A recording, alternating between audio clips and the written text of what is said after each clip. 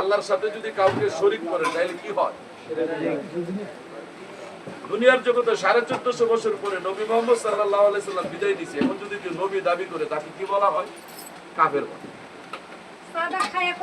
আল্লাহর সাথে যদি কাউকে শরীক করলে শিরক হয়। কেউ যদি 1450 বছর পরে নবী দাবি করে তাহলে কাফের হয়। আল্লাহর সাথে শরীক করলে শিরক হইলে আল্লাহর কথার সাথে যদি কোনো মানবীয় কথা যোগ করেন তাও তো শিরকই হয়। আল্লাহর কথা কি কোরআন?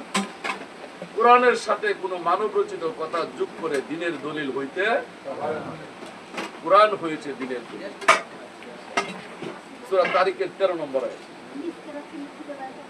স্পষ্ট কোরআন হয়েছে দ্বীনের দলিল। কোরআন হয়েছে সর্বোচ্চ ফয়সালা, এর উপরে কোনো ফয়সালা নাই। আল্লাহ পাক নবী মুহাম্মদ সাল্লাল্লাহু আলাইহি সাল্লামকে বলেছেন সূরা আম্বিয়ার 107 নম্বর আয়াত, উমা আরসালনাকা ইল্লা রাহমাতাল লিল আলামিন। যিনি না আসলে আল্লাহ পাক কোনো কিছু সৃষ্টি করতেন না। যিনিকে আল্লাহ লকব দিয়েছেন সাকায়াতুল্লাহ, বরকতুল্লাহ, কুতুবুল্লাহ, হাবিবুল্লাহ, রাসূলুল্লাহ সাল্লাল্লাহু আলাইহি ওয়াসাল্লাম, তিনিকে আপনি বলেন জনাবে মুহাম্মদ। জনাব শব্দটা বাদ দিয়ে দিন। কেন জনাব শব্দটা বাদ দিয়ে দিবেন? জনাব সাধারণ মানুষের সাথে লাগাবেন। জনাব শব্দের অর্থ বহুগুণী হয়। যখন আপনি জনাব বলছেন, আমি আমার বক্তা ছেলেরা বলছি হযরত, হযরতের বাংলা কি? হযরত মুহাম্মদ সাল্লাল্লাহু আলাইহি হযরতের বাংলা কি? পাঁচটা অর্থ যে অর্থ নবীর শানকে ছোট করে দেয়, যে লকব নবীকে ছোট দেখে, যেই লকব নবীজির মর্যাদা নিচের দিকে নেমে যায়, আমরা নবীর উম্মত দাবি করে সেখানে এই লকব লাগাইতে পারি না। যেহেতু আল্লাহ পাক বলেছেন উমার সালনাকা ইল্লা রাহমাতাল লিল আলামিন। নবীজি বাইপাইলের নবী, পলাশবাড়ির নবী, তিনি ডেন্ডাবরের নবী, আল্লাহর 18,000 জাত, 80,000 আলোক, সমস্ত কুল কায়নাতের নবী। আল্লাহ পাক বলেন সমস্ত সৃষ্টি জগতের স্রষ্টা হয়েছি আমি, আর সমস্ত সৃষ্টি জগতের রহমত হয়েছে নবী মুহাম্মদ সাল্লাল্লাহু আলাইহি ওয়াসাল্লাম। তিনি নামের আগে জনাব দিলে আমার কষ্ট হয়। আমি আপনার চরণে ভক্তি রেখে কথাটা বলছি, আপনার মনে যাতে কষ্ট না দেয়। নবীজিকে আপনি অনেক নামে ডাকতে পারেন। নবী মুহাম্মদ সাল্লাল্লাহু আলাইহি ওয়াসাল্লাম হাবিবুল্লাহ, রাসূলুল্লাহ, সাকায়াতুল্লাহ, তিনি বরকতুল্লাহ, তিনি কুদরতুল্লাহ, তিনি হাবিবুল্লাহ। অসংখ্য নামে আল্লাহ ভালোবেসে নবীজিকে ডাক দিয়েছে। জনাব নামটা লাগায়েন না, আমার মনে খুব কষ্ট। আমি এখান থেকে কথা স্টার্ট করি। অজানা কথা থেকে যদি কথা বলি অজানাই থেকে যাবে, আর জানা কথা থেকে যদি কথা বলি এটাই সারা জন্য মনে রাখবে। আমি জানা কথা থেকে বলি। আল্লাহ কি শুধু বাইবেলের আল্লাহ? আল্লাহ কি টাঙ্গাইলের আল্লাহ? বাংলাদেশের আল্লাহ? আল্লাহ কি সাম্প্রদায়িক না অসাম্প্রদায়িক? অসাম্প্রদায়িক, কোন সাম্প্রদায়িকের আল্লাহ না। আল্লাহ সমস্ত সৃষ্টি জগতের আল্লাহ। আল্লাহ যদি সাম্প্রদায়িক না হয়ে অসাম্প্রদায়িক হয়, সমস্ত সৃষ্টি জগতের যদি আল্লাহ, আল্লাহকে যদি জিজ্ঞাসা করি হে স্রষ্টা, তুমি তোমার নবীকে পাঠিয়েছো, তিনি কি সাম্প্রদায়িক না অসাম্প্রদায়িক? নবী কি কোনো যুদ্ধের? নবী কি কোনো দেশের? নবী কি কোনো ইন্ডিয়া পাকিস্তানের? নবী ও সমস্ত সৃষ্টি জগতের নবী, তিনি অসাম্প্রদায়িক। আল্লাহ যেমন অসাম্প্রদায়িক, আল্লাহর নবীও অসাম্প্রদায়িক।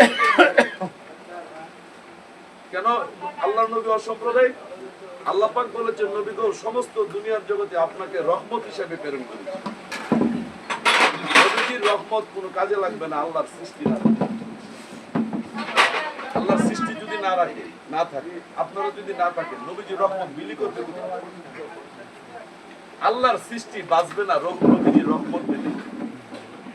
তাই সমস্ত সৃষ্টি জগতের স্রষ্টা হয়েছেন আল্লাহ, সমস্ত সৃষ্টি জগতের রহমত হয়েছে নবী মুহাম্মদ সাল্লাল্লাহু আলাইহি ওয়াসাল্লাম। এখন আপনাদের কাছে আমার জানার বিষয়, নবী যদি অসাম্প্রদায়িক হয়, আল্লাহ যদি অসাম্প্রদায়িক হয়, নবী আর আল্লাহর মাঝে বিধান স্বরূপ সূরা কাসাসের 85 নম্বর আয়াত, হে নবী বিধান স্বরূপ তোমার কাছে আমি একটা কোরআন দান করেছি। কোরআনটা কি কোনো সাম্প্রদায়িকের? খুব মনোযোগ দিলে আমার কথাগুলি নিতে পারবে। কোরআন কি কোনো মানুষের? কার? কোরআন কার? বাণী কার? এটা আসছে কিসের জন্য? তাবিজ বেচার লিগে? এটা কি ফু দিবার লিগে আইছে নাকি? এটা কি গিলাপ লাগায় থাকের মধ্যে প্রয়োজনের লিগে কোরআন আসে? কোরআন দিয়ে ব্যবসা করার জন্য আসে? আল্লাহ পাক কোরআন বলে দিয়েছেন হুদাল লিন নাস, সকল মানুষের জন্য কোরআন হয়েছে।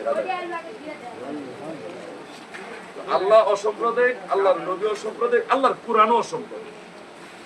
আল্লাহর কোরআন শুধু ইন্ডিয়ার জন্য আসে না, আল্লাহর কোরআন পাকিস্তান বাংলাদেশের জন্য আসে না, সমস্ত সৃষ্টিকুলের হেদায়েত হিসাবে কোরআন।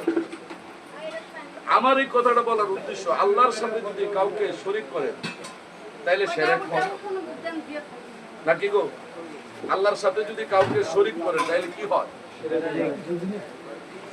দুনিয়ার জগতে 1450 বছর পরে নবী মুহাম্মদ সাল্লাল্লাহু আলাইহি সাল্লাম বিদায় দিয়েছে, এখন যদি কেউ নবী দাবি করে তাকে কি বলা হয়?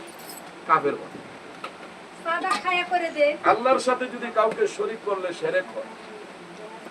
কেউ যদি 1450 বছর পরে নবী দাবি করে তাইলে কাফের হয়। আল্লাহর সাথে শরীক করলে শিরক হইলে আল্লাহর কথার সাথে যদি কোনো মানবীয় কথা যোগ করেন তাও তো শিরকই হয়। আল্লাহর কথা কি কোরআন? কোরআনের সাথে কোনো মানব রচিত কথা যোগ করে দ্বীনের দলিল হইতে, কোরআন হয়েছে দ্বীনের দলিল। সূরা তারিকের 13 নম্বর আয়াত স্পষ্ট, কোরআন হয়েছে দ্বীনের দলিল, কোরআন হয়েছে সর্বোচ্চ ফয়সালা, এর উপরে কোনো ফয়সালা নাই। সূরা বাকারার 159 নম্বর আয়াত, আমি আল্লাহ স্পষ্ট কোরআনের ব্যাখ্যা করার পর, স্পষ্ট আয়াত পাঠানোর পরেও যখন মানুষ অস্বীকার করে, বলে দাও তাদেরকে আমি তাদের জন্য রেখেছি কঠিন জাহান্নাম। আল্লাহর আয়াত স্পষ্ট আসছে। সিএনজি ড্রাইভারের যে আল্লাহ, বিজ্ঞানীকে, এমবিবিএস ডাক্তারের, আপনারা যারা বাউল গান করেন, বাউল গানের আল্লাহ, আল্লাহ কয়জন? একজন। আল্লাহ যদি একজন হয় তাহলে কোরআনটা কার? আল্লাহ না? আল্লাহ এইভাবে কোরআন আপনাদের কাছে পাঠায়নি।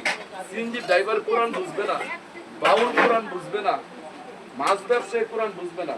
যদি তুমি মনোযোগ দাও, ইচ্ছা করো, বাংলা অনুবাদও যদি করো, তোমার মালিকও আল্লাহ, কোরআনের মালিকও আল্লাহ, আপনার ঘুমের ঘরে শিখাইবো আল্লাহ।